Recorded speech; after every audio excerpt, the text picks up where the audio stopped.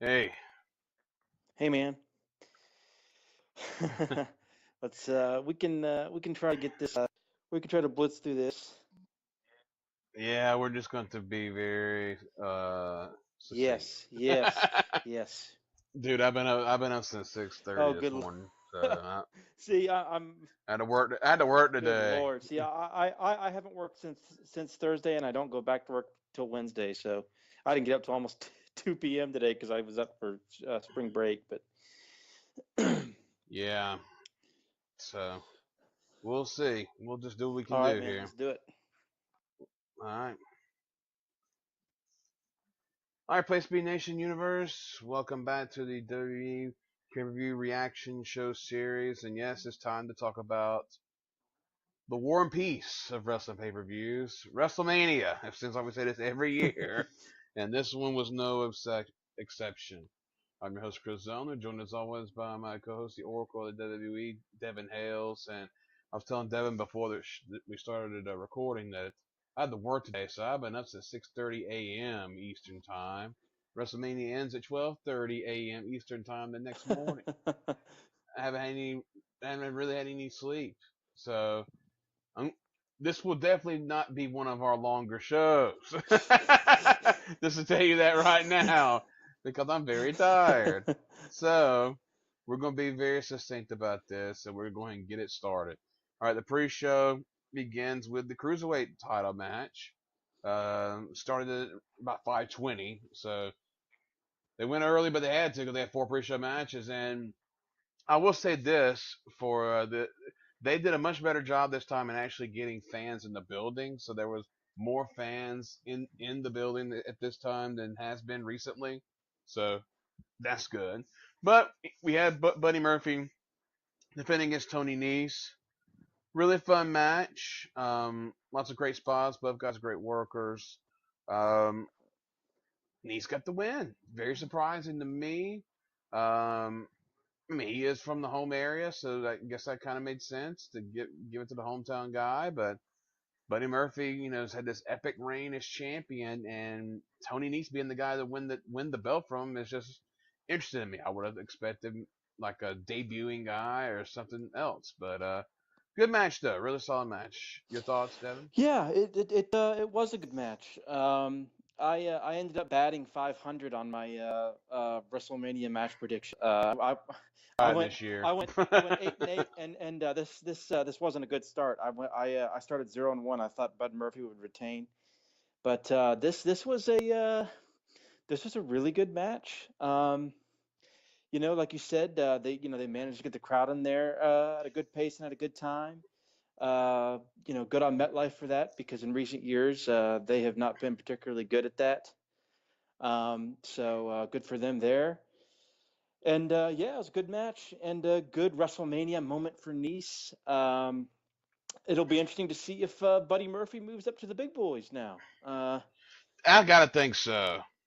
Yeah, I That's the only way to describe, this finish really is to him to go right, up. right, and I saw people mention that on Twitter, I think that's going to be the case. I think he might be somebody who moves up either Tuesday or next week during the shakeup.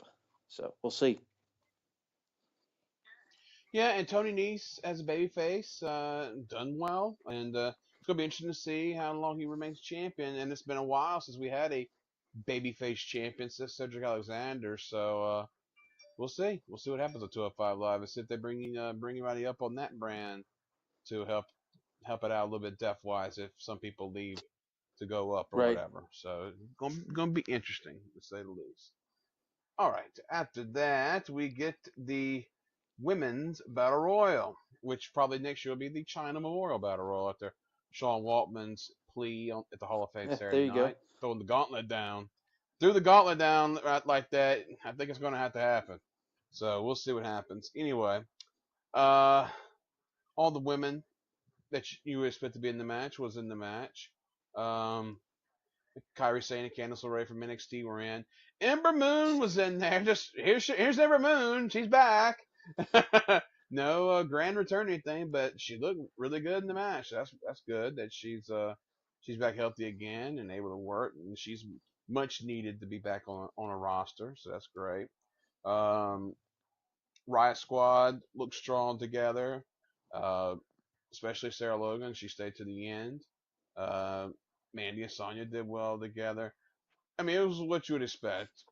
Sloppiness, girls hitting each other very hard at times.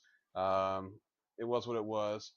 Oscar was left with let's see who was Oscar was left with Sarah Logan and who? Sonya, I believe, was it not?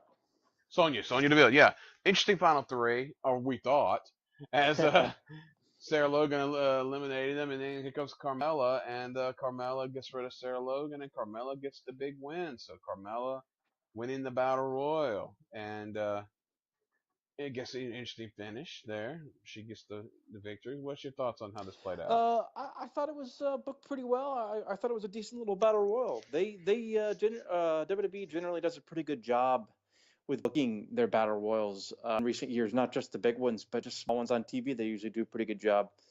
So this was a fun match. I enjoyed it. I thought most everybody got a chance to shine. Dana Brooke got a huge shine, which was cool, and Chance. And Chance. Yes. Dana was really bad a couple of years ago. She's gotten a lot better. And it was cool to see her have that little moment.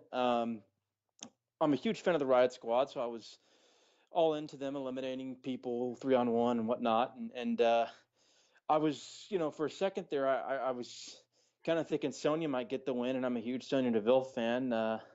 But she got tossed out, but she had a good performance.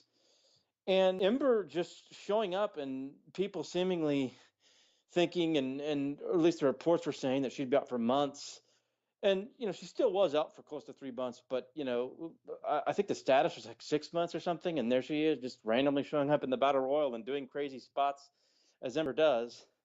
That was kind of interesting, but she was great in there. And the one negative I would say is that I think they do the one person hides outside the ring or under the ring trope way too much in these battle royals. I think they did the same as that finish last year in the women's battle royal.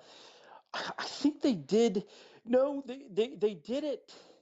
I think they did it at Evolution with Zelina. Did they not with Zelina and Nia? Well, they did it there too. Yeah. I don't know if they did it last year at Mania, but I know they did it at Evolution. But I think it's something they do too much. They did it with Santino, almost 10 years ago now, and now they want to do it every damn time. That is a little bit. And they've done it in the Rumble forever too. That is a little bit annoying. I think there's a lack of creativity there a little bit, but otherwise I thought it was a fun battle royal, and a lot of people picked Carmella to win, and I didn't. I thought Lacey Evans would be in it. She did not end up being in that match. She was on the show, but not in the match, which I thought was interesting too. We'll talk about her later. But yeah, it was a fun match. I liked it. Yeah, not bad at all. All right. Next, we move on to the Raw Tag Titles, where the Revival defending against Ryder and Hawkins. This was interesting because there was no Raw Tag Title match mentioned at all for Mania, and they made it seem like Ryder and Hawkins asked for the title match since they were the show was in their home area, and Revival's like, okay. Because Zack Ryder and Kurt Hawkins has done so much to warrant getting a title shot, but they did, and the match was pretty good. The fans are definitely into Kurt Hawkins and Ryder here, although it would have been nice if they would have wore matching gear. That's the thing. I mean, really, come on, guys. But anyway, Hawkins gets the cradle win out of nowhere on the Dawson, and the place goes crazy for the finish. Hawkins streaks over with, and they are the new Raw Tag Team Champions. I'm guessing that will last all of 24 hours. They'll lose them back tomorrow night to maybe the Revival, maybe Ricochet and Aleister Black. Who knows? Maybe somebody new. Who knows? But anyway, they get a 24-hour reign at least. So, thoughts on the match and the booking here? I thought it was probably the best match of the pre-show. Those 4 matches, I think it was the best match. I thought Revival, of course, are an excellent tag team. You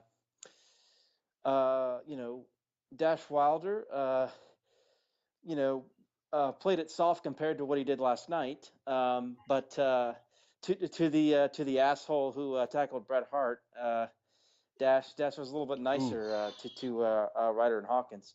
But uh, had to reference that because that was crazy.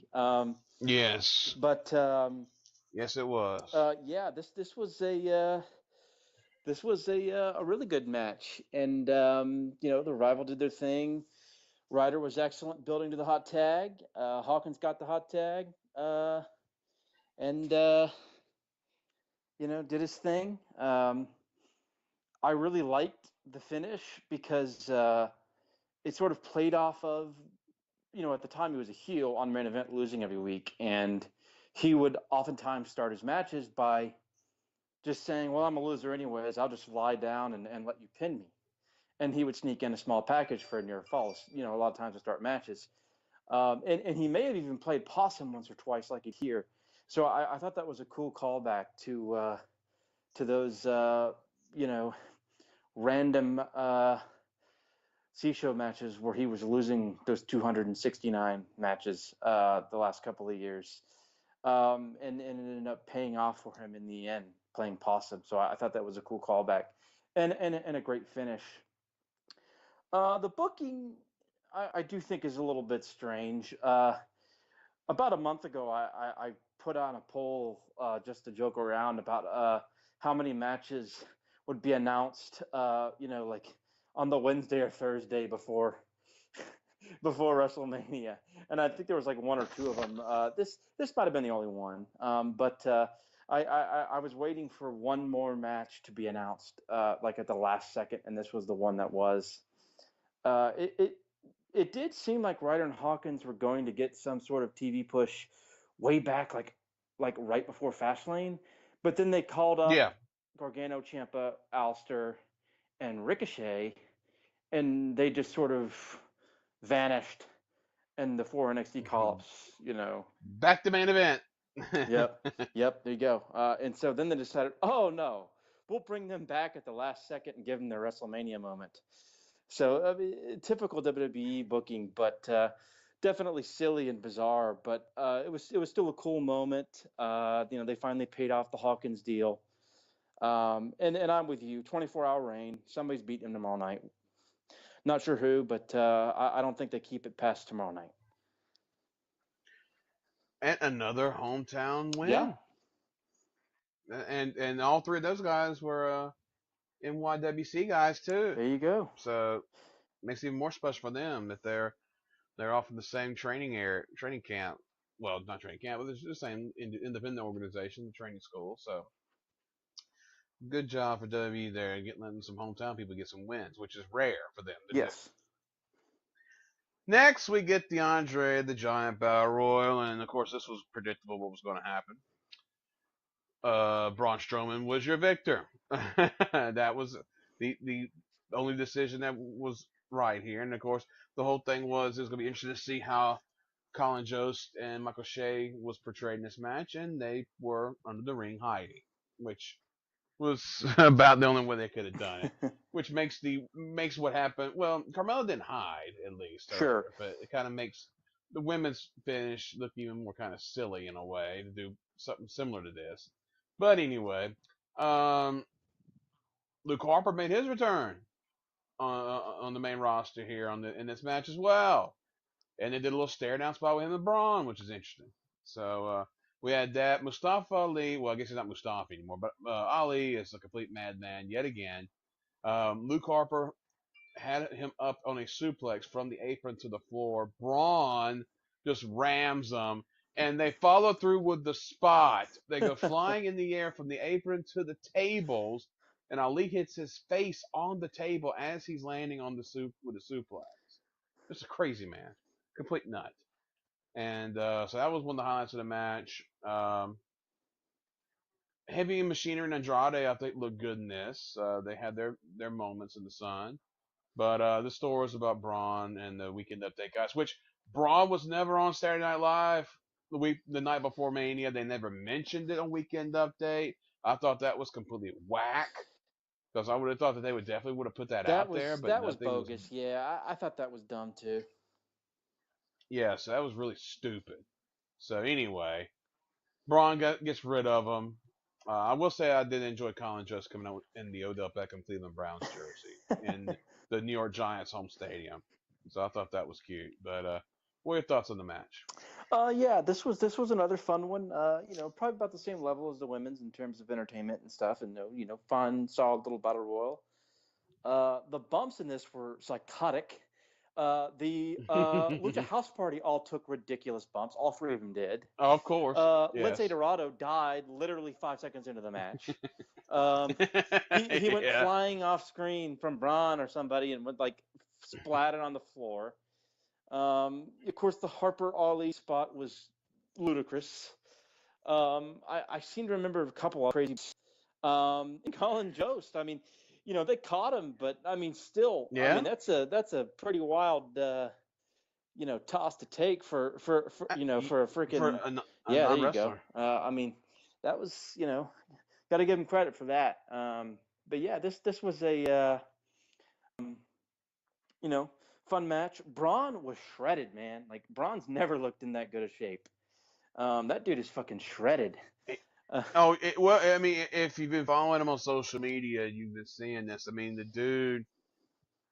I mean, he's in tremendous physical condition. Of course, his girlfriend is Camille Kane, and of course, you've seen her. She's rock hard as well. She's very muscular. So yeah, Yeah. he's jacked, buddy. He I is mean, this jacked. is. No shirt. He wore no Oh shirt no, I too. mean he's the best shape I think he's ever been in. I mean he Yes. looked incredible. But yeah, it was a fun little match. They paid off the SNL deal. But I'm with you. NBC Universal and WWE are idiots for not doing and SNL. I mean, all of them are stupid for not doing something last night. That was silly not to do something there. I mean, it was right there. They should have done something. That's my biggest criticism. Hall of Fame was in Brooklyn. I mean, Rockefeller Center can't be that much of an issue to get from the Hall of Fame, which ended at like what Yep. 10:30. To get there, Weekend Update's not going on the air Like until 12, 15. like Yeah. 12, 20, Right? 12:15, Yeah. 12:20. So come on, guys. That's my biggest criticism Not doing there. Yeah, I'm not doing a Mr. Corey voice there, but I mean, as I said, come on, guys. Jesus, it's not that hard. You all work together. You're all part of the same family. Right. But anyway, I mean, at least they went out there and they did what they needed to do. So props to them, I guess. All right, the show starts with Alexa Bliss, your host. Talking about she can make a WrestleMania moment happen anytime she snapped her fingers. So she snapped her fingers, and out comes Hulk Hogan. Hogan gets a mega pop, of course. He talks about being in the Silver Dome, making fun of himself for his faux pas a few years ago when he was at Mania. Then the last Mania he was at was when he did that, the one with Austin and The Rock and all that stuff when they were all in the ring together. But he did call the stadium the MetLife Center, Yeah, I noticed that. and and he posed with Alexa and this that, and the other. But the real newsworthy thing about Hogan before Mania was supposedly he hadn't talked with Big E and maybe the rest of New Day. I don't know, but he definitely. I guess he figured out that after what happened in Hall of Fame that they weren't buying him. And he went to Big E and Big E heard him out and he apologized and I guess Big E forgave him for the stuff Hogan has said in the past. The racial stuff he said. So we'll see. We'll see what happens. But anyway, Hogan leaves, and as he's leaving, Paul Heyman comes out. So now this is interesting. And Paul Heyman says, if Brock's not going on last, he's going on first because he has to go home. So we have the Universal title match to begin the show, and I thought this was the absolute right decision to do. Put this match on first. And as soon as it went on first, I knew then we were going to get a title change. Yep. And it still surprised me they actually did it though. But man, there was I mean, it only went about 2.5 minutes, but it was a hell of a 2.5 minutes. I mean, he brought me the shit out of Seth before the bell actually rang. But Seth comes back, hits 3 curb stomps to put Brock away, and Seth Rollins pins Brock clean as a sheet to win the title. And that was an amazing visual to watch. As Seth Rollins now has the Universal title, he slayed the Beast, and this was an amazing deal here. What were your thoughts? Yeah, this was really well done. I had been joking with several people over the last few months that they you know they should open the show with Brock and Rollins. That'd be awesome. And of course they did, and it was the right call. And yeah, I'm with you. When it started, I said, "Oh man, they're gonna change the title. It's gonna happen." And Brock comes in, beats him up. Seth takes big bumps, has his back all fucking bloodied and red and shit, all Ooh, it looked bruised. nasty, like Sheamus' Yeah, back. yeah. Seth makes his big comeback after the bell rings and hits the 3 curb stomps. And an interesting note, if you recall SummerSlam, when Roman pinned Brock kicked out at 3 like Hogan Warrior at WrestleMania 6. Kicked out right after the 3. Not Not tonight. tonight. That motherfucker was napping. He was out cold. I mean, like he laid there. He kept those shoulders firm to the mat. He didn't even move, Kris. He Nope. just. I mean, I don't mean like we they did one final shot right after the end of Rollins' celebration where Brock was like, "You motherfucker" or whatever. Yeah. But I mean, Brock just clean as a sheet. I was really surprised at how clean it was. I thought it would be a title switch when they opened the show with it, but wow, that's a good thing. Fuck Brock Lesnar. I hope he goes to Las Vegas and never comes back. But Well, he's coming back. I know he is. He's I can tell you exactly when he's coming right. Well, back. sure. He's going to be working at least a few of these Saudi shows in the next several years. Well, I'm not talking about just No, that. I mean, we'll trust be me. seeing him on Friday nights on Yeah, SmackDown. Get ready I'm for it, folks. It's coming. I'm with you there. I think that's for sure a certainty. But yeah, this was good though. This needed to happen. Brock was a poison that does need to go away for a little bit. I think he will be gone for a little bit. Yeah. Yes, he we will. need to get. He just needs to go away for a while. We're never going to get fully rid of him, for several more years probably. But to get him out of the picture, He doesn't need long title reigns. He needs to do what he does. He comes back, have a fresh opponent or two. do him and Lashley in a. Then Or something like that. Like don't. that's something. I mean, that needs to happen. Don't do this shit where he's holding the damn belt hostage. Like it's annoying. Like have him. Well, you know what? I mean, it's not his call. I know. I mean, that's the thing. I think. I mean, it's clearly Vince and Heyman more than him even. Vince won, obviously. Heyman too, and then Yes, Brock. definitely. I think Brock deserves some blame. Yeah. But I think the reign of terror of Brock Lesnar is probably over. In terms of being the champion and stuff like that. Yes. But this was a very well done sprint. Really good sprint. Crowd loved it. Hot start to the show. One of the better starts in history of Mania, probably. Rollins is a hell of a guy to have open Manias. Did it last year. Had a tremendous match. Did it this year. Tremendous sprint. Big moment. Big shift in the company in a lot of ways. Yeah. He's 6-1 at WrestleMania There you too, go. and you got to remember that one loss was on a show that he actually won a match on. Yes. So he's won in every single WrestleMania he's worked. That's right. Won the match. Yep. So yeah, I mean, and hey, Seth Rollins is a guy who, as a babyface, is when he's at his best. He's a tremendous performer, and yeah, I mean, it's gonna be fun to see what they do with him and an updated Raw roster when the shakeup comes down to see what kind of challengers they come through. To see how they hook For it sure. up. So we'll see what happens down the road. I would not be shocked if we get Seth and Roman in the future. Maybe SummerSlam. We'll see. They probably have to do something like that. I don't know. Be interesting. I'm guessing both will be baby faces when that time comes around, but it is what it is, and we'll find out later on. Money in the Bank's coming up, so that could tell a tale Yep. in the future. But anyway, we got a new Universal Champion. The Beast is dead for now. Thank the Lord. We have a title that's actually going to appear on television every week. So there you go. All right, Jerry Lawler came out to help announce the next match, which was the planned opener for the show. Sean Ross Sapp of Fightful reported that the AJ Styles and Randy Orton was the opener on the books for Mania. So something changed in the last day or so. So it went on second. And this was a fun match. I mean, it could have been better, kind of your Orton style match as far as pacing.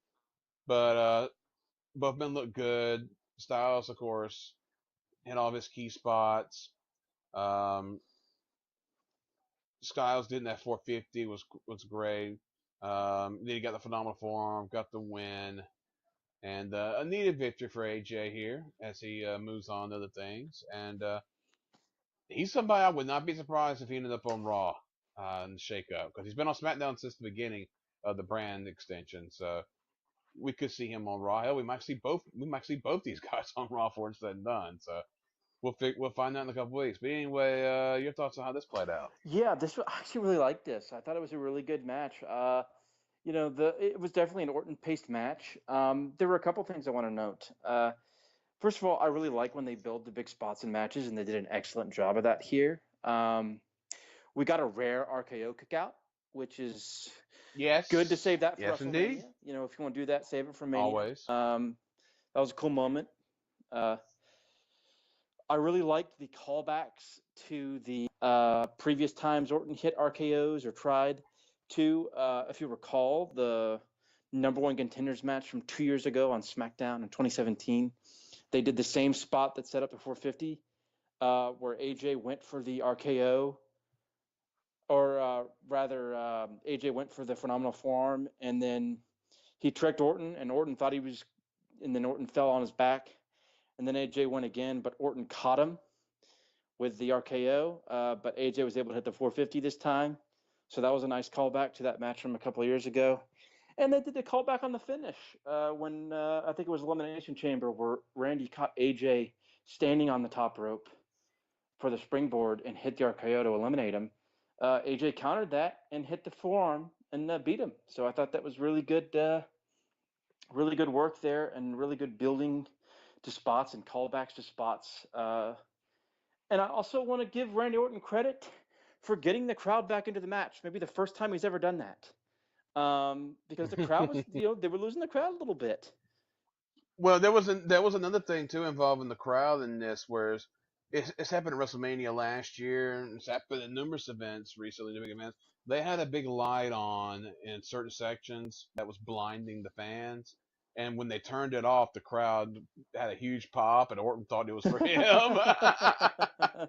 But that's what it was. Right. There was a big light. Right, and they were popping for it. But I do think Randy sort of, knew that they weren't really paying attention to the match for that moment, so he was sort of able to kind of course correct because, he went and did a few poses a couple of times, and the crowd, gave him a little bit of attention. So I thought that was the first time, because Randy Orton has been known for pitching fits when the crowd isn't paying attention, like the infamous Sheamus match after, what was it, WrestleMania 29, actually, in New York.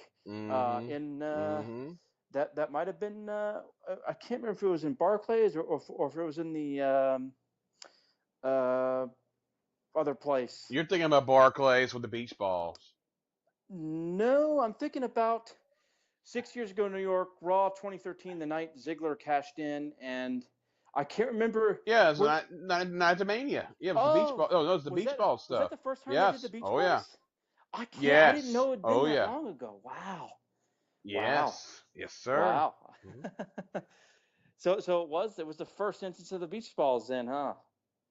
There we go. Mm-hmm. Yeah, Orton was not very fond of that, but so I got to give Randy some credit for at least keeping us cool and getting the crowd to be a little bit more into the match there in the middle. But yeah, I really like this. I thought it was really good.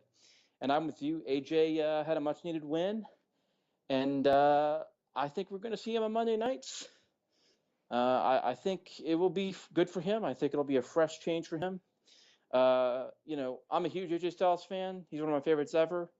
But Oh yeah. he has hit a stale period in the last year or so. His title reign. I didn't hate it as much as others did. But he really did hit a stale period, and he needs some freshening up, and Raw would be a great choice for that. Absolutely. So we'll see what happens. All right. Lacey Evans then shows up for the Lacey Bomb, and she leaves. So nothing extra special there. Makes you wonder how long this is gonna last, because we're now in the, let's see what happened. It's for what, the Royal Rumble was the first time that it happened. I think it was maybe Right something like after. that. I remember. Yeah. So January, February, March. Now we're in April. So 3 months. we'll see. We'll see what happens. All right. Next is SmackDown Tag Titles, 4-way. Usos defending against Rusev and Nakamura, Ricochet and Aleister Black, Sheamus Cesaro, the Bar. So 4-way tag match. Really strong 4-way match. Lots of crazy spots. Cesaro's giant swing on Ricochet was the greatest giant swing I've ever seen in my life. I mean, that was just tremendous. I mean, it kept going and going, and as it was going on, Sheamus was pounding on dude's chest on the apron, just a rotating group of guys. So I mean, that was great. Ricochet off the wacky Tower of Doom spot they did, just landing on his feet like a just complete madman. Um, just great stuff. Lots of good work here. Everybody looked good, which is great. I was glad Rusev got a WrestleMania match proper as well. So good stuff. Usos retain though, kind of an interesting finish. I was maybe thinking maybe we'd get a title change here, and maybe Ricochet and Black, but who knows? We'll see what happens. But yeah, what's your thoughts on this? And Usos coming out on top. Yeah, man, this was a really good match. I enjoyed it too. Rusev and Nakamura getting the main card match. I wasn't a believer in that at all a month ago, and got one. Cool to see. The Bar were awesome in this match, like you mentioned. The Cesaro swing was amazing. Um, and yeah, this is a really good match. I thought Black and Ricochet might win. Um, they didn't. Usos retained. We have to remember they did just resign, if I'm not mistaken. So that could have been a factor into them retaining here. And they would also be a good choice to move over to Raw. I mean, obviously you'd have to, they'd have to drop the titles since they're the SmackDown Tag Champions. But they're a team that kind of needs fresh. I mean, they're awesome, but it would be cool for them to move over to Raw. But yeah, this match was really really good. Um, good strong mid card match, and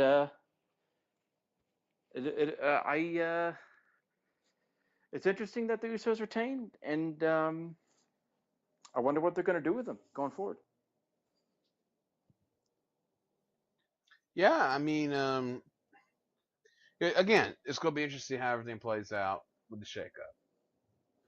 Definitely, because we could see maybe Revival move over to SmackDown. A feud with the Usos. That'd be a hell of a feud. I wouldn't mind. I wouldn't mind that one at all. Right. That should be some really good matches. So we'll see. We'll see what happens. All right. Next we had the Hall of Fame thing. Of course, DX got the pimp spot here, and good stuff. Good stuff. Bret out there. God bless Bret Hart. That was just insanity. the night before. I know, and That dude paid for it though.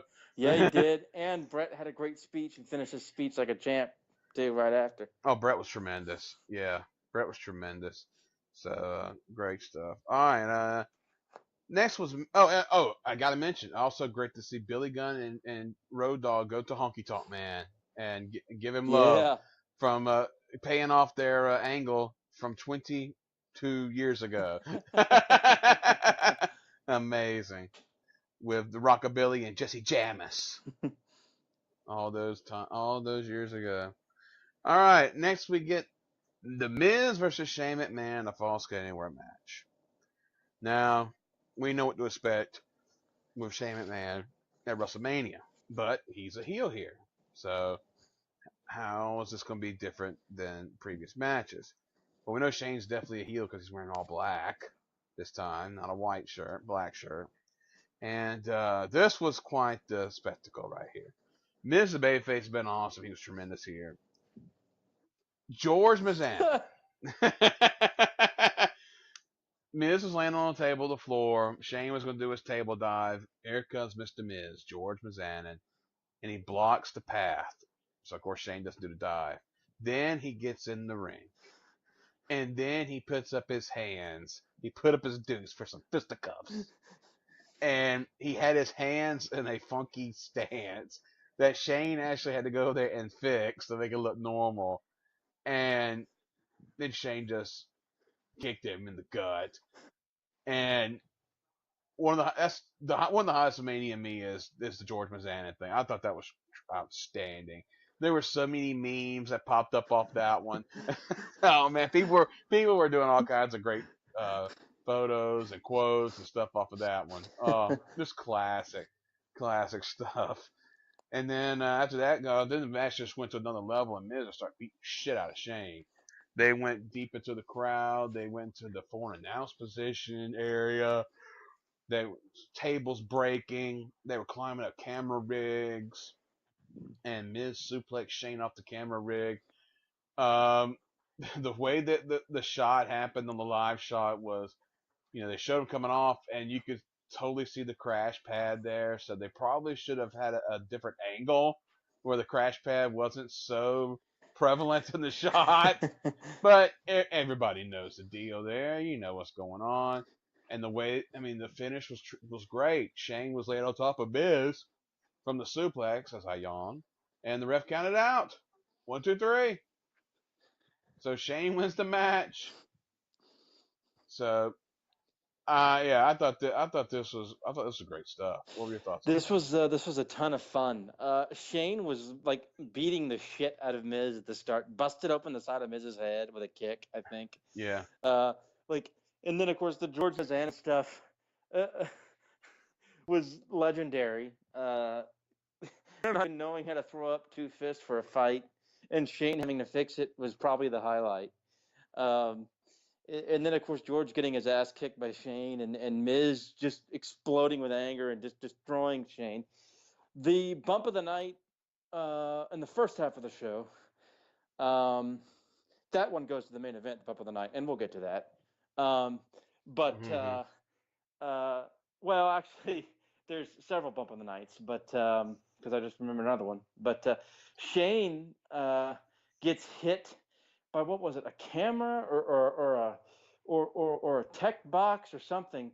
I can't remember what it was that Miz hit him, and Shane goes flying and bounces off the roof of a golf cart. And it was it looked like something of a monitor. Yes, in a way. Yes, like a monitor or something, and he bounces off the roof of a golf cart like a trampoline and goes head over heels and goes shoulder and neck head first onto the concrete, like 4 or 5 feet below. Totally insane spot, and bump from Shane. So that was your requisite Shane McMahon insane bump. That was actually looked like it killed him, because the crash pad bump didn't really look like it killed him, obviously, especially with the angle like you mentioned. But yeah, that was insane. Yeah, this was a ton of fun. The finish was really clever. it was really kind of the match was kind of a draw in a lot of ways. I mean, Shane won, but it was, Miz kind of got his revenge and Shane got to win. So it looks like Shane's going to stick around and do the best in the world deal. I mean, it's clear that that's the case. No, he's not gone. Oh, no. I mean, Yeah. I knew he wasn't going to go anywhere. But, sometimes, you just kind of, they'll have somebody like Shane fade to obscurity for 2 months and then show back up or something. That's definitely not the case here. He's going to be around every week going forward as the heel Shane, which I have enjoyed. But yeah, Miz got his revenge, but Shane got the sort of by accident win, really, which I thought was kind of clever booking. And of course, Shane's going to rub it in and talk about and make Greg Hamilton do his best of the world announcement over again on SmackDown, I'm sure, because of it. Very. I can see that. I can see this feud. I mean, this feud will definitely continue. I can see maybe a cage match in the future or something. So. Right. Yeah, we're not done yet. For sure. I think you're right there. This has been a really good feud, and I really like this match a lot. Very fun spectacle. Absolutely. All right, next we get the women's tag titles. We have a 4-way match here. We have Bayley and Sasha defending against Nia Jax, Tamina, Natalya and Beth Phoenix, and the Iconics Billie Kay and Peyton Royce. Now, this was an interesting match. There was a lot of miscommunication, and there was lots of moments where it did not look good. This was probably the worst match on the show, and had maybe the most surprising finish. The Iconics coming out on top, winning the titles, shot the hell out of me, and yeah, man, that's crazy. Beth hit a big glam slam on Bayley off the middle rope. Peyton Royce made the save, and then Billy jumped on Bayley to win. So Bayley did the job here. I kind of was expecting Beth and Natty maybe to win this match, just because Beth's back or something like that. But no, the Iconics win the titles, and I love Billy and Peyton, love them to death. But I just don't know. I don't know about in ring. We'll see. Peyton can go. Billy, she's hit and miss at times. So it's going to be interesting. Going to be interesting how it plays out. But we have a new champion. So more new champions on this show. Yeah. This match wasn't good. It probably was the worst match on the show. Well, it might have been a little bit better than Kurt and Baron. But Kurt and Baron has more of an excuse to be bad. This has less of one, although when you and the Iconics, and although Natty wasn't too bad in this match, to be fair. When you have those people in there, it's then again it's like, well, what what do you expect? Yeah, this was definitely a mess. I don't think it was god awful or anything. I think some people probably would, and I could see the case for that. It was just sloppy. It was just sloppy and really uncoordinated and really messy and didn't have a particularly good pace, and the crowd wasn't into it because I think it actually had a bad spot after Miz and Shane. It's hard to do these cards when. Oh, could you imagine if this would have went later? Oh yeah, I know. Yeah. Oh, buddy. Yeah. This match just wasn't did not click really at all. Billy and Peyton I loved in NXT. Then I hated for months. I just hated him for months.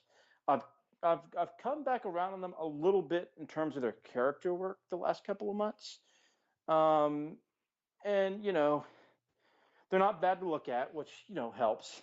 But always, but right, anyway, right, yeah. But that.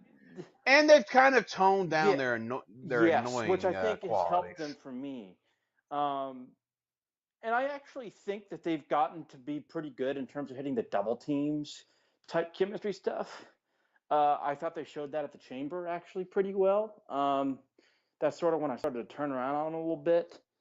I thought they both had a good performance at the Chamber, and I just don't know. I don't know about them being the tag champs. I'm wondering if this was just a WrestleMania moment booking type situation. You know what I mean? Like Australians uh, come to WrestleMania every year, a large contingency of them, thousands probably even. And they were chanting Aussie, Aussie, Oh Aussie, yes, oi, oi, oi, they were too. very over. Got a nice pop when they won, and I'd be curious to see and wonder if that was a reason that they won. Was hey, um, let's give them a WrestleMania moment and make this a WrestleMania moment booking scenario. They do that every year in WWE, and this might have been one of those occasions. Um, You know what I could see here? I mean, I don't know if it's gonna happen immediately, but I could see them like being the ones to go to NXT and maybe lose the titles to somebody in yeah, NXT. Sky Pirates maybe. Yep. Sky Yep. Pirates, yeah. I really thought they were going to do Bayley and Sasha versus the Sky Pirates. I mean, that was definitely a fantasy booking thing with a lot of people. A lot of fans for Bayley and sure. Sasha. The thing is, Bayley and Sasha's too big to work in NXT Yeah. now. It sounds good, but I just don't. I kind of figured that wasn't gonna happen. Yeah. Yeah. Fair. I think, I do think there's a chance that they keep the belts till San Jose in June and lose to the Sky Pirates, like you said, maybe. Um, Yeah. I certainly don't think Marina and Justman are ready to win any belts, but Oh no, no, no, no, no, no, no, no, no, no, no, but I think the Sky not yet. Pirates, if you notice, they were very protected at Oh yeah, Takeover. So it yeah, looks like they're going to get they might get a tag title match. So yeah. It's going. Yeah, it definitely makes sense for them to be the ones going to NXT since they haven't been that long from right, NXT. right. So yeah, and Bailey and Sasha, of course, have become big stars, and Iconics is not at that level yet. So like I said, it'd be easier for them to do it than Bailey and Right. Sasha. All right, next WWE World Heavyweight Title match. Daniel Bryan defending against Kofi Kingston, and this is one of the greatest things ever in the history of WrestleMania. The Bill for this match, I know a lot of people, had issues with it, which the once all this took place, the way everything played out, it explained why everything happened like it happened. And if they hadn't told the story that way, this wouldn't have worked out like it did. The fans were so emotionally invested in Kofi because of all the shit that they did with Vince McMahon and everything else and blah blah blah blah blah, that they were so invested in this man, the story they told of him being in the promotion for all those years and not having this chance. And it's the first time he's had a chance at WrestleMania. And then you throw in the whole B plus player deal, which Daniel Bryan went through the same thing, and now he's on the other end of the coin. He's the one calling Kofi Kingston that. So you put that irony in the mix. And then it's everything that's going on. And then you have the whole, the racial factor. It was a big thing in this. And it's like, the African American fan base was galvanized behind Kofi Kingston here. And it was a perfect storm for everything. This match was simply phenomenal. Like I said, one of the best things that ever happened at WrestleMania. One of the best thing that ever happened in WWE pay per view. The, the women, the women definitely should have been in last.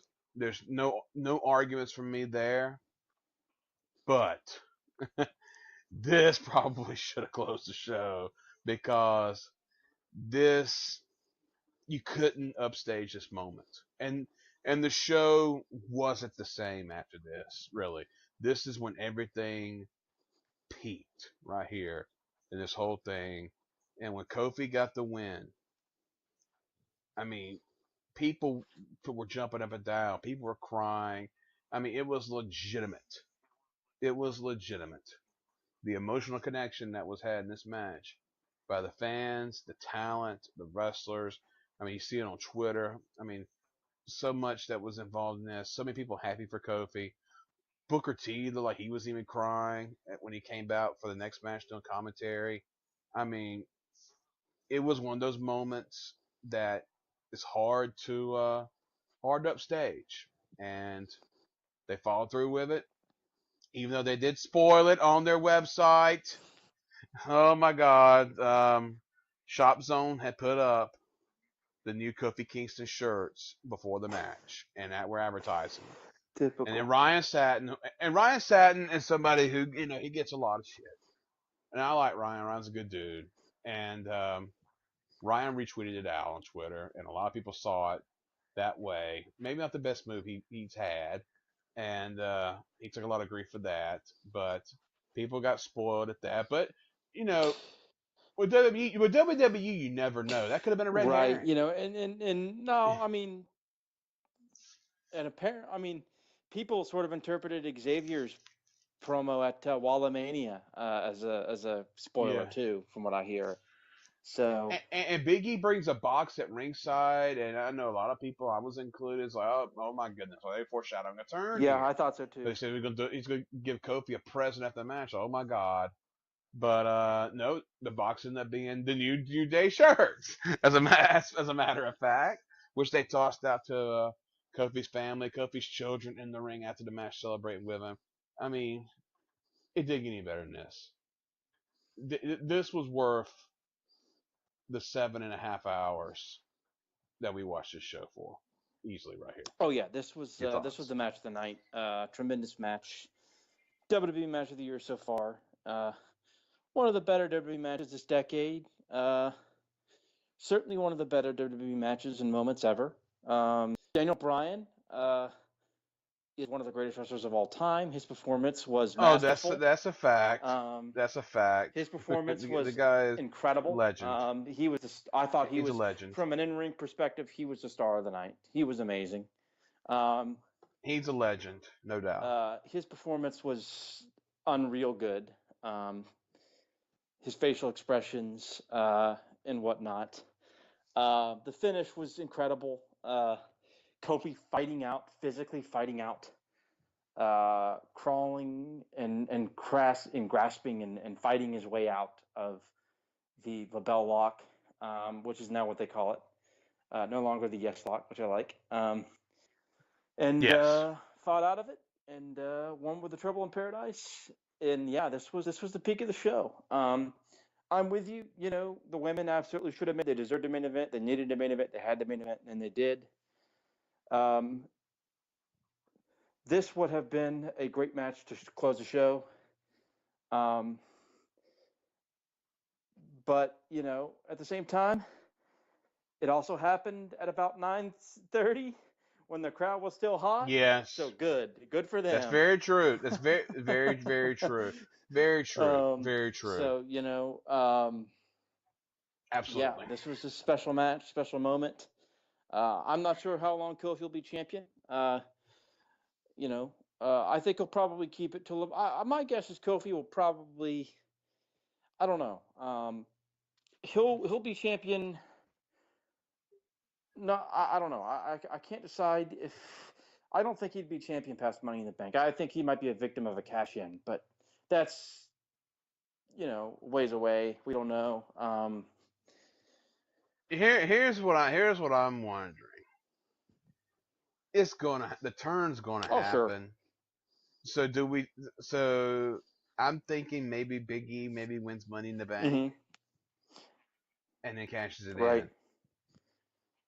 That could be the case. Oh, what a way to do a turn too. Yeah, I'd love that actually, because my thing was, don't turn on him if and cost him the title. That would suck. Let Yeah. him be. It wasn't like. Let him get the moment. Let him have a little bit of a run, 6 weeks, 2 months, whatever. Then do it. Jealousy. Yes. And have Xavier be the middleman who's still friends with both of them and doesn't know what to do. That would be very good. That'd be an interesting way of going about it. Absolutely. And yeah, I mean that would be an interesting way. But I mean this was this was just amazing stuff, and all that stuff that went on SmackDown, like I said, it played the role in making all this work, and it was going to be interesting to see how it's played from now on. So that's that. I'm sure we'll get a rematch down the line too between these two, so should be interesting. All right, now how do you follow all that up? Well, Alexa Bliss is in the back with Michael Che and Colin Jost, and they're in the training room, and they're waiting to see the doctors. So the doctors are Scott Hall and Kevin Nash. And Kevin Nash talks, pops the gloves and implies that he's about to get a rectal exam. Just great. Kevin Nash has done that more than once on television in different promotions too, folks. So that's a nice callback there. So Booker T comes out next to do commentary for the next match, which is the U.S. Heavyweight Title match, and poor Samoa Joe and Rey Mysterio had to follow up, and Ray was, supposedly cleared to wrestle. I think he was cleared to do what they did here.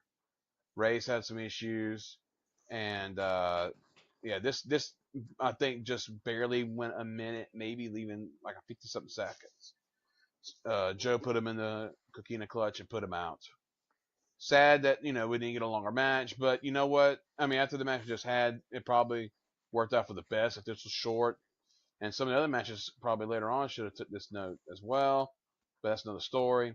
Joe gets a dominant win in his first big Mania match as a champion. So, were you kind of surprised by this, or with the news of Ray's issues, kind of saw maybe somebody was coming? I thought this would probably be how it went. After the Ray ankle injury situation, I thought Joe would win in the first place, and he did.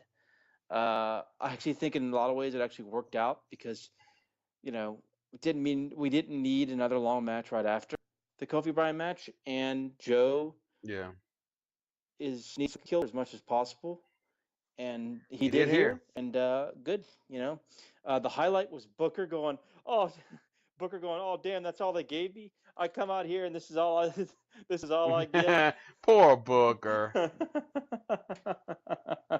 And he didn't get to work with Cole and Corey either. I know. Oh, terrible, terrible. We need our favorite announced team Yes. reunited again, man. But we'll see, we'll see. But anyway, Joe gets the win, and Joe, we'll see what happens with Joe from now on. The titles always could change shows. So the US champion can go to SmackDown. I mean the Raw, and the IC champion go to SmackDown. We'll see how that plays out. Something like that could happen. We'll talk more about the IC title later on. All right, next Roman Reigns versus Drew McIntyre. Drew came out with the New York Police Department bagpipe band, which that was a cool little entrance. Roman came out in his normal thing. Interesting to note here. And I saw people talk about this on Twitter that the people that used to boo Roman, I mean, there were boos, but the people that used to boo Roman, I think, they want to do it, but they're afraid they'll get the guilt trip from other fans and get shouted down that they won't do it. So basically, what it comes to now is Roman doesn't get nearly as much heat as he did no matter what because they just don't make any Right. noise. It's kind of odd, kind of an odd thing here. Um, Crowd was quiet for most of this match.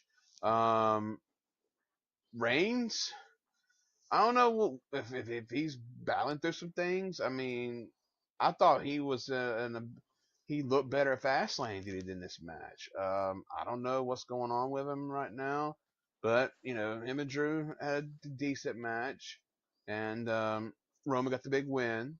Was very emotional after the match. You could tell he was crying in the ring. Which hey, dude's been through a lot, and he wasn't even supposed to work WrestleMania.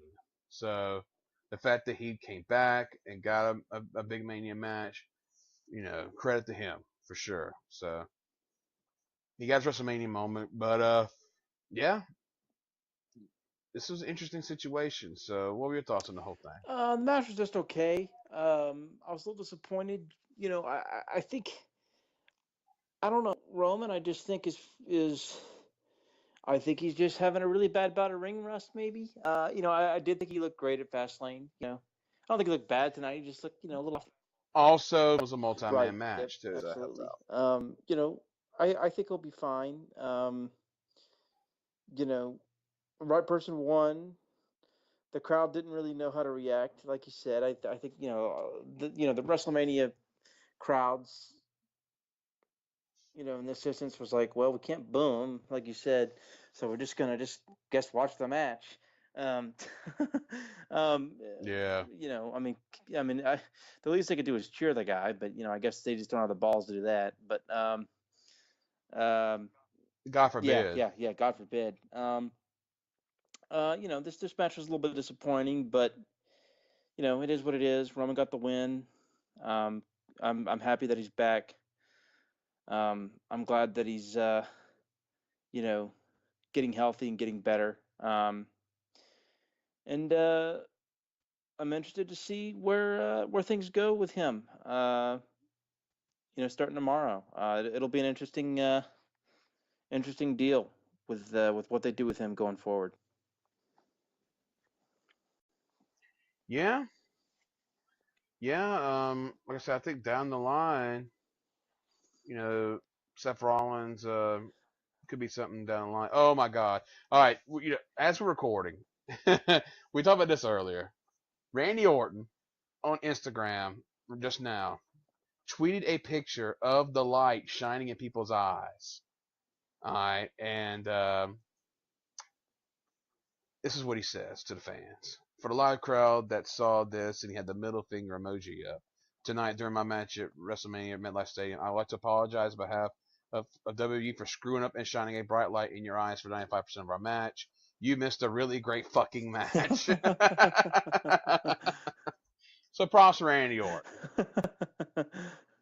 Props to Randy Orton for that. So anyway, yeah, I mean it's gonna be interesting to see where Roman Reigns goes down the line. I mean, they don't need to rush him in anything. They need to let him get it together. I don't know if they still keep him with Drew or what, but they just let him get it all back together, and we'll see what happens. Next, we get something that just made my night. Elias does his concert. Now we get a video of Elias playing the drums. We get a video of Elias playing the piano, and then Elias in the ring playing his guitar, and then they all play together to the magic of videotape a little bit. And then Elias begins his spiel. And then we get an interruption, which takes you back to 1932. And Babe Ruth calling a shot against Chicago Cubs in the 1932 World Series. And just clips of Babe Ruth and stuff. And I was thinking, oh my God.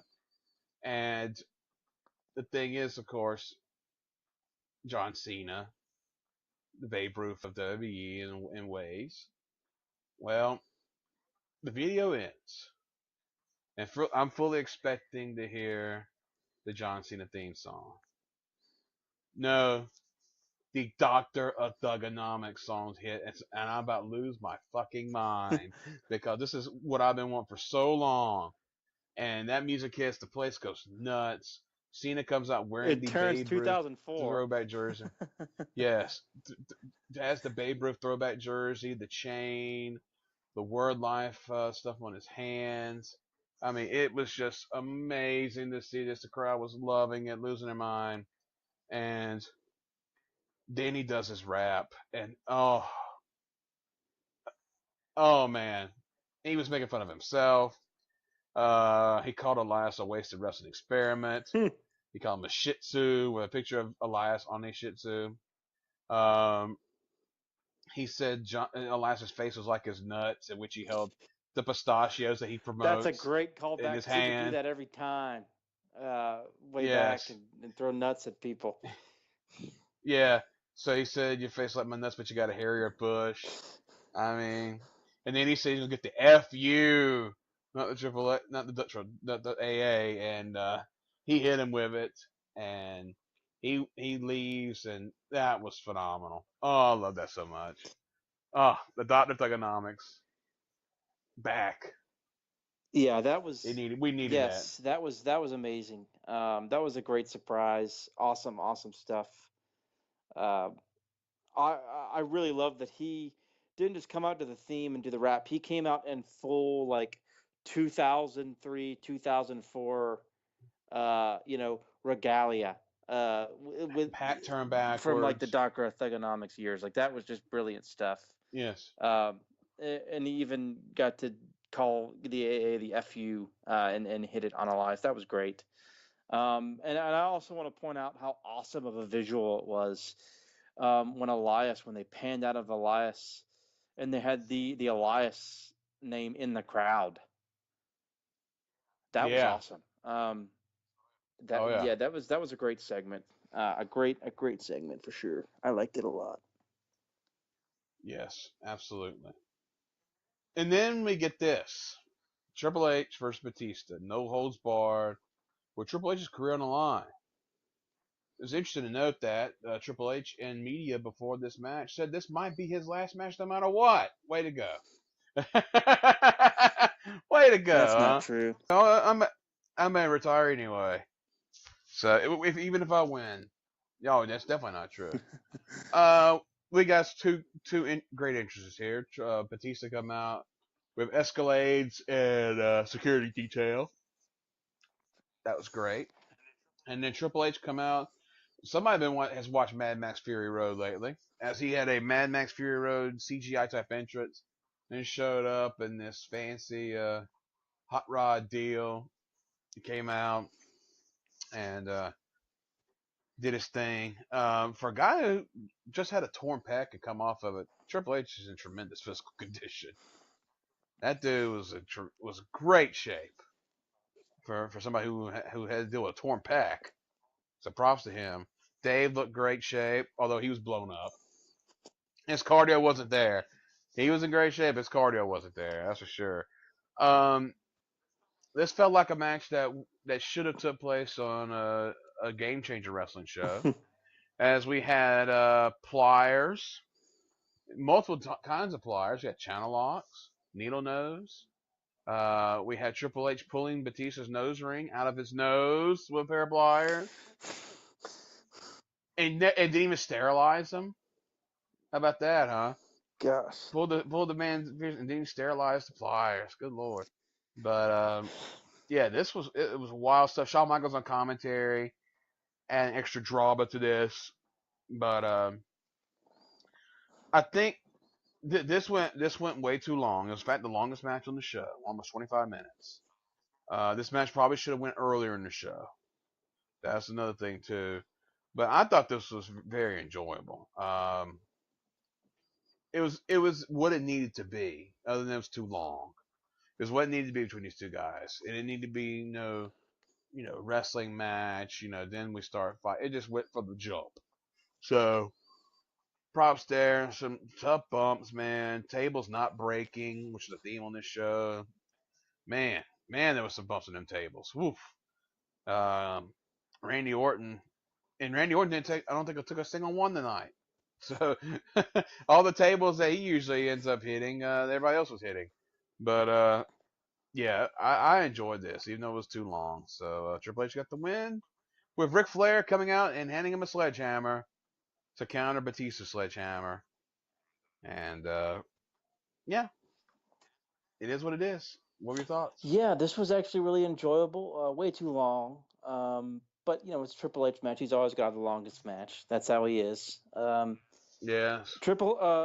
Batista tripping on his way into the ring, and then running around and taunting Triple H's parents, and getting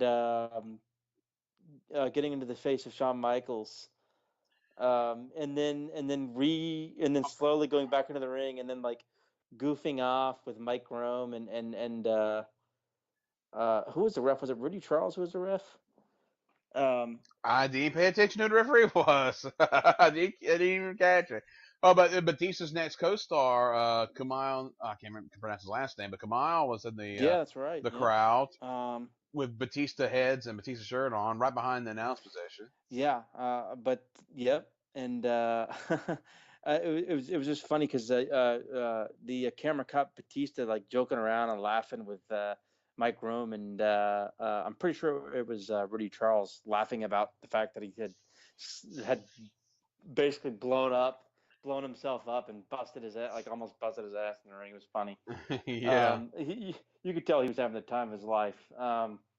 But yeah, this was very enjoyable. Definitely somewhat of a GCW type match, particularly in the beginning, with Triple H weird like taking tools and like mangling and like torturing Dave. It was very bizarre but very entertaining. Paul Levesque, Yeah, spring break. Batista took some insane bumps in this match. The power bomb onto the stairs was incredible. That was another bump of the night Yes. contender right there. It's good near falls towards the end. Of course, Flair comes out and looks like he can't keep his pants on. He kept adjusting his pants. Well, he's used to having his pants off. But yeah, this is It's hard for him to wear uh, pants Triple H does a Superman punch basically with a sledgehammer, with the which was sledgehammer. amusing but Yeah. kind of cool. I like Batista's sell of it, really goofy but fun. Second pedigree, boom, finish. Triple H wins. Yeah, this was a lot of fun. Too long, but very very very very enjoyable. Yeah, it was just It was your Triple H And spectacle match. also, I'm shocked he never. I mean, a Mad Max entrance is something I thought Triple H would have done 10 years ago. I'm shocked he hadn't done it until now. I never. And no Stephanie. Yeah, yeah, yeah. But then again, she hasn't been So involved with the Batista feud, so no. And we got Dad Triple H at ringside. yeah, Yeah, Mr. Levesque. yeah. So and Triple H's mom who wrote all Dick jokes. the dick humor, the dick jokes. Oh man. All right, so we're at that point in the show where people are starting to really get tired. Well, there's 3 matches left. Kurt Angle versus Baron Corbin up next. Kurt Angle's retirement match. Um, yeah, maybe not the best placement for this one either. Angle, I will say this about Angle. Angle looked like he was in much better shape here and condition than he has recently. So he definitely got himself amped up for this one, and he even tried for a moonsault where on that landing, if he almost fucked himself up, and that would have been a complete disaster if he hadn't hit it right because he was about to pop it. Yep. And the, him doing that leading to the finish was actually great because he hadn't done the moonsault forever, and then he just got so overexcited that he wanted to try to break it out in his last match, and then it cost him, and he cost him the match and ended up losing. Was really good booking and psychology. And I know a lot of people were pissed off that Baron Corbin was in this match. I know a lot of people were pissed off that Baron Corbin won this match. But guys, wrestling retirement matches, the guy retiring should not really win the match. You put over. You got to do business. You put over the guy who you're facing, and that's what Kurt Angle did. Just that simple. And Angle got to give a great speech after the match. And got the fans chanting, "You suck" at him one more time. And I thought it was a great shot of the fan at ringside. They showed him as Kurt walked out, and he had a great sign that said, "You never actually sucked." I thought that was great. Right. And Kurt Angle, the guy, when he was at his peak, was one of the greatest workers in the world. But he could do it all. I mean, the guy he was entertaining, he could work, he could cut promos. He was a 5-tool wrestler, basically. I would say a 5-tool baseball player. He's a 5-tool wrestler. He could do it all and do it all great.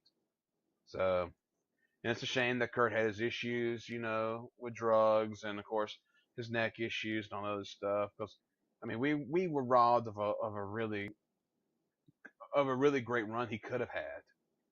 Because Kurt still, I mean, shit. he still could go today, maybe if all that stuff wouldn't happen, and God knows what he could have done. So he's done now, and it's interesting. He'll be probably around here and there. I'm guessing he'll probably be in the Hall of Fame next year. Wouldn't be shocked if he's the primary induction. Or wait a minute, or is he He's already in? already in. Yep. Starting in. What am I saying? It's 1:47 a.m. Eastern time as I'm talking. Yes, it's late. I totally forgot about that. So anyway, what are your thoughts on this match? Yeah, it was fine. Wasn't it was one of the lesser matches, but I never expected it to be good. Nor did it need to be good. I actually thought Corbin had a good performance. I thought he was good healing and yelling at Angle's kids and mocking the fans with the "you can't see me" bit. And the right guy won. I know Baron Corbin's kind of a just kind of but I mean, uh, uh, you know, like you said, of course he should have won. I mean, he's a young and up and coming heel. He needed to win. He had to. And like you said, the post match was really well done and nice. And yeah, Kurt Angle was one of my all-time favorites growing up. I have watched wrestling long enough now to where I've pretty much saw the entirety of his career. I've been a fan for 20 years now, so I think he debuted at Survivor Series 9. I watched him in the My Olympics. earliest memories of watching wrestling were probably like a couple of weeks after that, around Christmas '99. So yeah, I pretty much watched the entirety of Kurt's career, and so he was incredible for a few years there in the 2000s, and definitely one of the all-time greats. And he could do everything. So it was a cool moment for him, and I enjoyed this segment. Even if it didn't have the best placement, it was still well done, and I still think the crowd had a pretty good reaction overall. Yeah. All right. Next, we get the semi-main event of the show, the second to last match. Bobby Lashley defending the Intercontinental title against the Demon, Finn Balor, in a match that had the finish that everyone knew was coming because Finn Balor does not lose as the Demon. It's a matter of fact. And he didn't here. Match went about 6.5 minutes, which so it needed to be short. Balor looked great here. I thought tremendous. Bobby is really solid right now, and he's comfortable in his role. So they did exactly what they need to do in this position. So Balor got the belt, and now it's time to move on. Thoughts? I thought this was a great match, like a legitimately great, tremendous match. I thought it was actually probably like a 4-star match. I thought it was that good. Like a 6.5 minute sprint, balls to the wall, crazy spots. Just a tremendous match. The spear. Yes. This match fucking ruled. Oh my god. I could not believe how good this match was. It was really, really good. The build to the power bomb, which I like because Finn Balor, Finn Balor would never do a power bomb, but the Demon would. I liked that. Yes. Finally some development of the Demon, like they did at SummerSlam, where he squashed Corbin because he was a Demon. Here, he hits a power bomb. That's something new that only the Demon could do. So they're actually putting some effort into that transformation, which I appreciate. This was a great, great match. This was probably on the main card, like the second or third best match on the main card. This was an excellent match. I really, really liked it. Yeah, I mean, it's not gonna get talked about because of what happened. But folks, you need to rewatch this. When you have a clearer mind and just ready to rewatch stuff, rewatch this match because it was really strong for what it was. It was exactly what it needed to be, like I said. So props to them for going out there and doing that. Because I mean, when you're told that you only have this amount of time and you're in front of a crowd that's starting to get really tired, I mean, you can go out there and half-ass it. No, these guys went out balls to the wall, so props to them.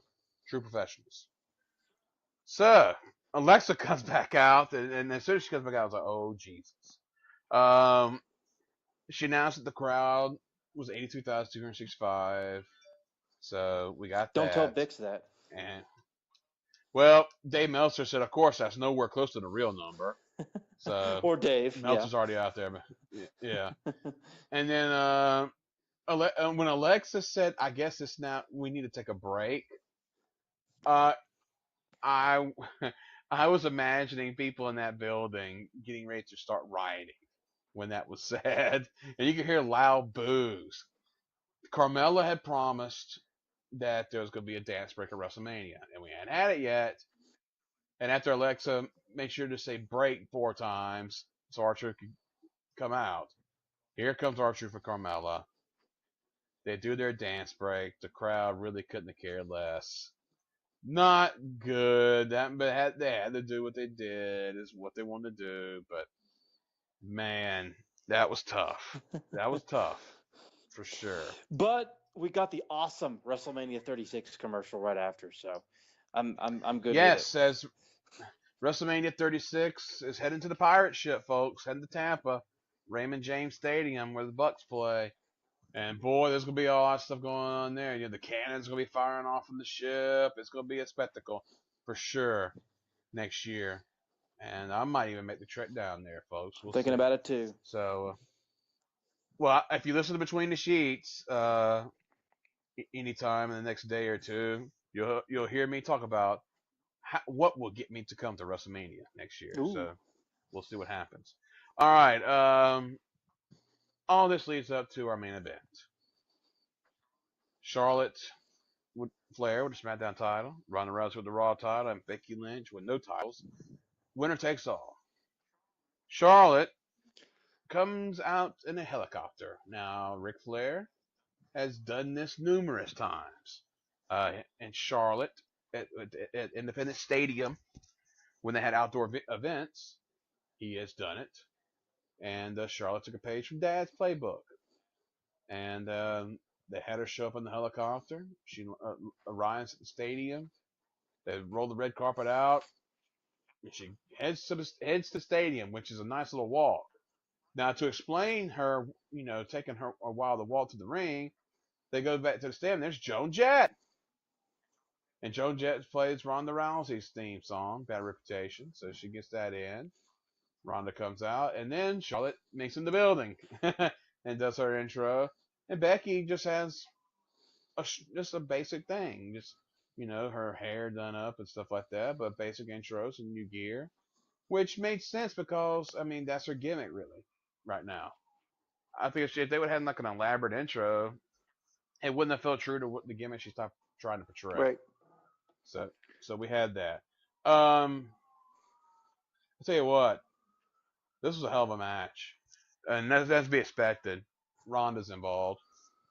These women, I mean, if you didn't know any better, you thought that these women really hated each other at times.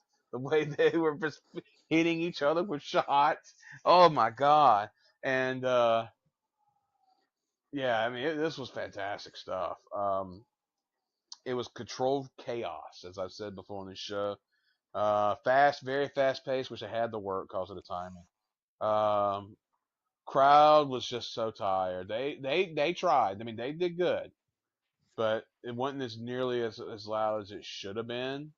But they were very tired. Lots of wild spots. I know Charlotte was bleeding at one point on her arm. Ronda just taking insane bumps, including the drop kick from Becky while Ronda was had Charlotte in the submission on the apron, and Ronda just landing right on the back of her head on the floor. Just craziness. We had the hip toss that Charlotte took on the table, that was standing in the corner that could have been bad. The way Charlotte came down. Just a lot of great stuff here. And then we got the finish. Ronda went for the Piper's Pit. Becky countered with a crucifix. Ronda's shoulder was up immediately as the referee started counting, and they kind of got it back down, but it wasn't convincing. Ronda starts complaining immediately.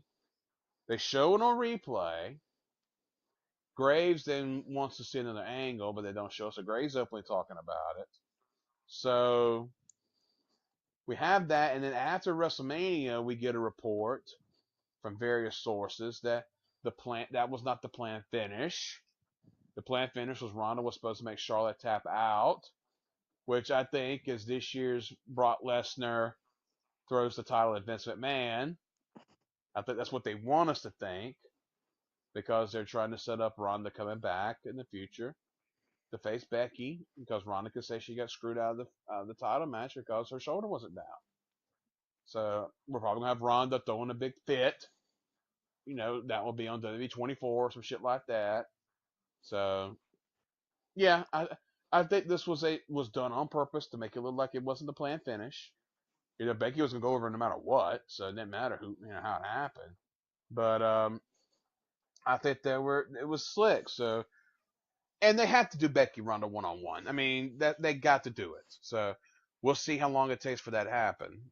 So yeah, the match went about 15 minutes or so, and wow, ended at 12:25 in the morning. So what were your thoughts on this? I thought it was a really good match. Maybe for me a tad bit on the disappointing side, but I don't think it was. Not that it was bad. It wasn't at all. I was expecting maybe a little bit more, but I think part of that was I really think they were really trying to hit that 12:30 deadline because rushing. The show, Kris, actually was scheduled for 5 to 12:30, 5 p.m. Eastern and 12:30 exactly. a.m. Eastern. Exactly. So it was on the network, folks. For those of you that wanted to watch the show, the show's so damn long, that was the scheduled time for the network was 5 to 12:30. Correct. Go ahead. So I think in a way I think they were a little bit rushed, but they still had tons of time and they were able to get the stuff in. It was a great match. I really liked some of the big moments. My favorite part of the entire match that made me jump out of my seat was the chop exchange where Charlotte was chopping Ronda and Ronda said, "You chop like a bitch," and Charlotte said, "Oh, I chop like a bitch," and then fucking chopped her in the face. She just paintbrushed her like in the mouth. It was amazing. Yeah. And of course, Ronda's incredibly insane bump that she took on her head. Yeah. She's lucky she did not hurt herself. The exploder that Charlotte gave her on the floor as well. Yes. Ronda her head. Yes. Just total control chaos, like you said. Some nasty forearms. Becky was really laying it in with the strikes. And people have been accusing her of not laying it in unless she has a weapon. Not tonight. She was laying it in. Yeah, the finish, that was definitely, I think you probably got the nail on the head there. I think it was meant to be a sort of Montreal Screwjob type finish where Ronda got screwjob by the WWE, basically, because of her behavior. And she got, but Becky had to win. I think it was probably to set up a Ronda-Becky singles match down the line, and I think we'll get that. I really wanted a definitive finish. I'd much rather have that, to be honest. I'm not mad because the right person won, and we got the, and it was a very happy Mania, and all the, people went home happy. But I think some people went home happy. Yeah. From reading what's going on right now at the stadium. As we're at 2:01 in the morning, and there are people still standing outside the stadium trying to get home. I believe it. So yeah. So and it's rain. The rain started after the show ended too. From what I understand, someone posted that WrestleMania was scheduled into 12:30 a.m. and the last shuttle or maybe it was subway or whatever to leave from MetLife was 12:40 a.m.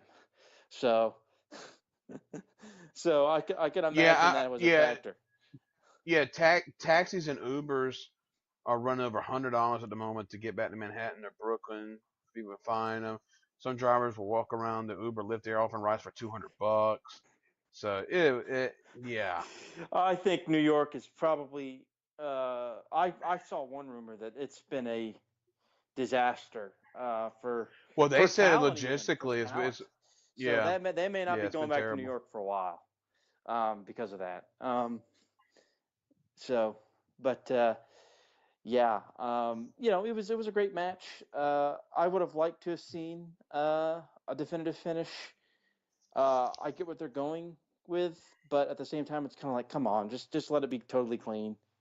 Um, but it is what it is. The right person won. Becky got the big win. Had a decent celebration at the end.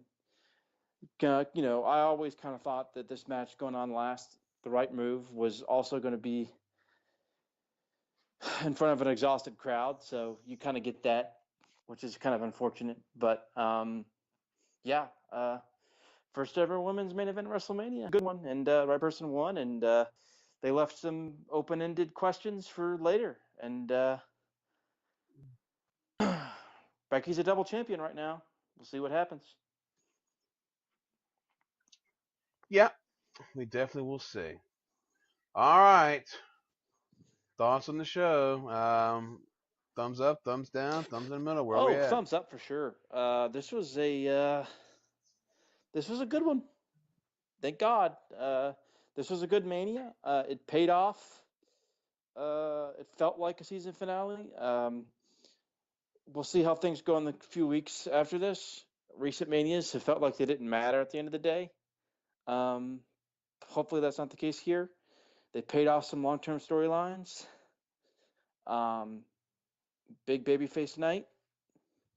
Big thumbs up. I'll give it a thumbs up. Best Mania in terms of winners and losers, and probably since 30 in 5 years, and probably the best Mania. Um, since 31, maybe. I like 33, but this was probably a little bit better.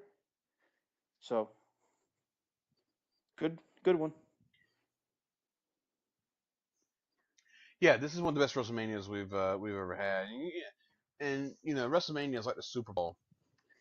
I mean, there's been a lot of bad manias over the years. There's a lot of bad Super Bowls. The Super Bowls have been a lot better in recent Except for memory. this year. That's one good thing. Well, except for this year. But Super Bowls have been a lot better games. But people just don't remember how there was a long stretch there when there was a lot of blowouts, a lot of shitty games, and manias have had that too. Mm-hmm.